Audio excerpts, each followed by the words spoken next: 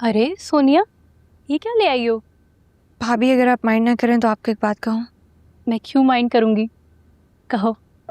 ये कुछ ड्रेसेस हैं जो मैंने और दानिया ने अपने लिए बनवाए थे, लेकिन बाद में हम दोनों की शादी हो गई तो हम पहन नहीं सके और ना ही साथ ले जा सके। तो अगर आपको बुरा ना लगे, जब तक आपकी शॉपिंग नहीं हो जाती आप इन्हें इस्तेमाल कर सकती हैं। सोनिया, तुमने मेरी बहुत बड़ी प्रॉब्लम सॉल्व कर दी। पता है, अभी मैं बैठी यही सोच रही थी कि मैं चेंज करके क्या पहनूंगी, जबकि मैं और मुराद मॉल गए थे, लेकिन मेरे ख्याल में ही नहीं रहा कि और भी ड्रेस ले लेनी चाहिए। आप कितनी अच्छी हैं, आपने मेरा मान रख लिया, वरना मैं डर रही थी कि आपको ये ना लगे कि मैं अपने पहने हुए पुराने कपड़े आपको दे रही हूँ। अगर पहने हुए भी होते तो कोई मसला नहीं है, मैं इतना नहीं सोचती। आप ये चेंज कर लें, मैं आपके लिए खाना लेकर आती हूँ, ठीक है?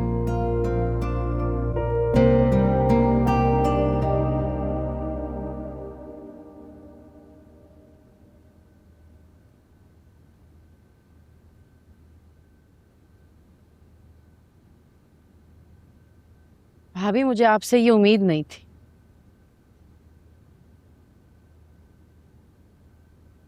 मुझे भी तो पता चला। मैंने ऐसा क्या किया जो तुम्हारी उम्मीदों पर पूरी नहीं उतरी? सबके सामने आपने मेरे बेटे की हिमायत करके मुझे ही नीचा दिखाया। आपसे तवक्को नहीं रखती थी मैं ये। हालांकि ये तवक्को मुझसे तुम्हें होनी चाहिए थी। तुम्हें क्या लगता है मैं अपनी जिल्लत भूल गई? तुम्हारी बेटी को बहू बना लेने से मैंने तुम्हारी सब खताएं, सब गुनाह बख्श दिया है। हरगिज़ नहीं सादिया बेगम, हरगिज़ नहीं। मैं कुछ नहीं भूली और ना कभी भूलूंगी। भाभी, मैंने नियाज हुसैन से सबके सामने शादी की थी। पूरा खानदान मौजूद था जब हमारा निकाह हुआ था। लेकिन मुराद ने तो कोर्ट में जाके। हाँ, पूरा खानदान मौजूद था। इसी बात का दुख है मुझे। पूरे खानदान के सामने तुमने मेरे भाई से निकाह करने से इनकार किया, सबके सामने उसे ठुकराया और खुद हाथ पकड़ लिया नियाज हुसैन का। सादिया, तुमने मुझसे पूरा खानदान छीना है, अकेला कर दिया मुझे। भरे खानदान के बावजूद मैं अकेली रह गई, सिर्फ तुम्हारी हठधर्मी और जिद की वजह से। तो क्या मैं अकेली नहीं रह गई? अपनों से दूर मैं तन्हा नहीं थी इतने साल। और अब जब मेरे अपने बच्चों की खुशी का मौका आया तो मेरे अपने ही मेरे सामने खड़े हो गए। हाँ, हो गए खड़े, क्योंकि तुम यही डिजर्व करती हो।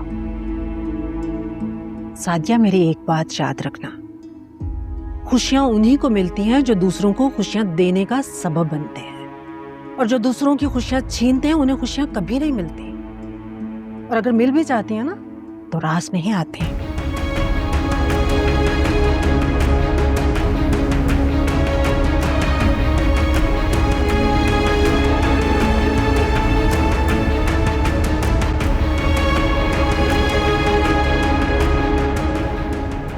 मैं आप लोगों से शर्मिंदा हूँ।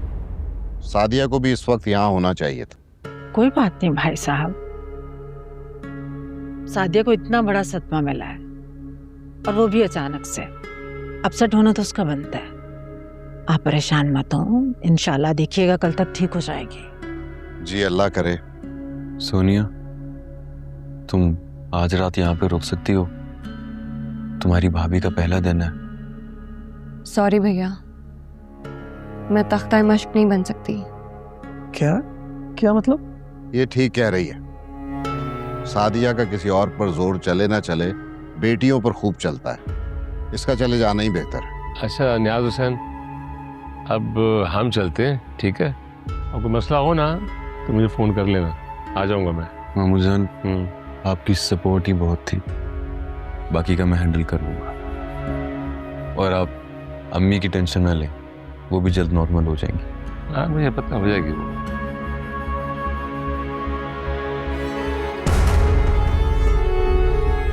Good luck.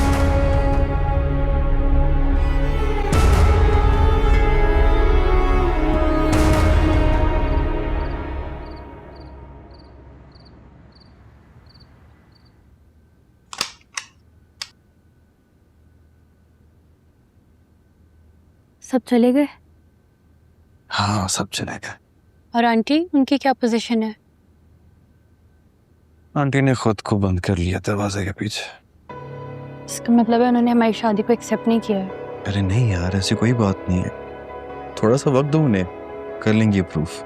हाँ, करना तो उन्हें पड़ेगा, क्योंकि अगर वो जिद्दी है तो मैं भी उनसे 10 कदम आगे हूँ। इतनी जल्दी हार नहीं मानूंगी। 1 सेकेंड, तुम मेरी अम्मी के साथ मुकाबला करोगी? हाँ, करना तो पड़ेगा, लेकिन तुम परेशान मत हो, तुम्हें तंग नहीं करूंगी।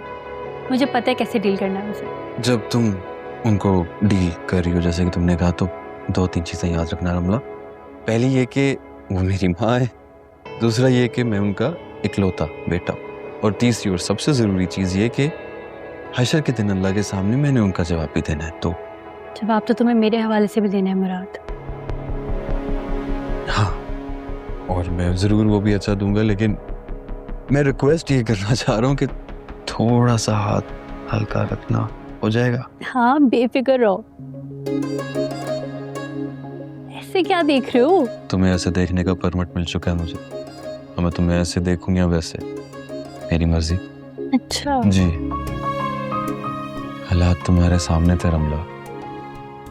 सच कहो तो मुझे तो अभी भी यकीन नहीं हो रहा कि मेरी मोहब्बत मुझे मिल चुकी है। लेकिन इस ख्वाहिश को पूरा करने के लिए कोई एफर्ट तो नहीं की तुमने, यहाँ तक कि कभी हवा नहीं लगने दी अपने जज्बात की। बिल्कुल, आज मैं तुम्हें बताऊंगा कि कब, किधर और किस शिद्दत से मुझे तुमसे मोहब्बत हुई है। इतना प्यार करते हो मुझसे? बहुत ज्यादा।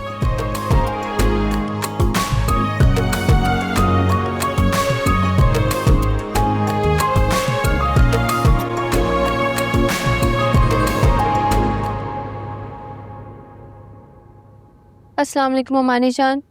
वालेकुम आम, कैसी हो? मैं ठीक हूँ। क्या बात है अम्मी, मूड बड़ा बदला बदला लग रहा है आपका।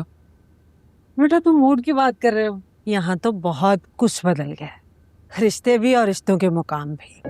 हैं? रिश्ते और रिश्तों का मुकाम? किन किन किन रिश्तों की बात कर रही हैं आप? बैठो। मेरे पास अपनी बहू के लिए आज एक बहुत बड़ी खुशखबरी है। ये मिठाई खाओ। तुम्हारे भाई ने खानदानी कारनामा सरअंजाम दिया।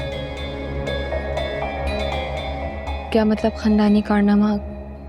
क्या किया भाई ने? लड़की को भगाकर शादी कर ली तुम्हारे भाई ने।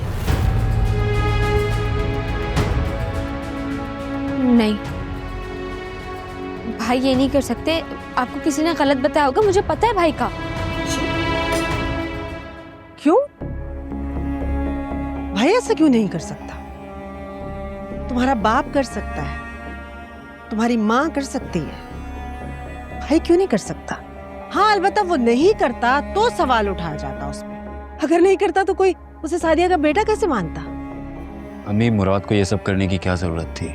अगर उसने किसी को पसंद कर भी लिया था तो किसी ना किसी को तो एतमाद में लेना चाहिए था। कम से कम बाबा से तो बात करनी चाहिए थी।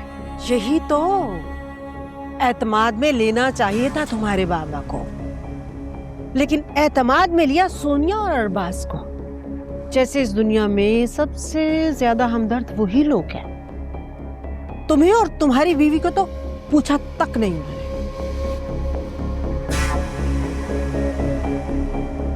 अरे मेरी प्यारी बहू, तुम क्यों खामोश खड़ी हो? तुम्हारे भाई ने शादी की है तुम्हारी बहन और बहनोई की मदद से। तुम्हारा तो डबल मुंह मीठा करना चाहिए।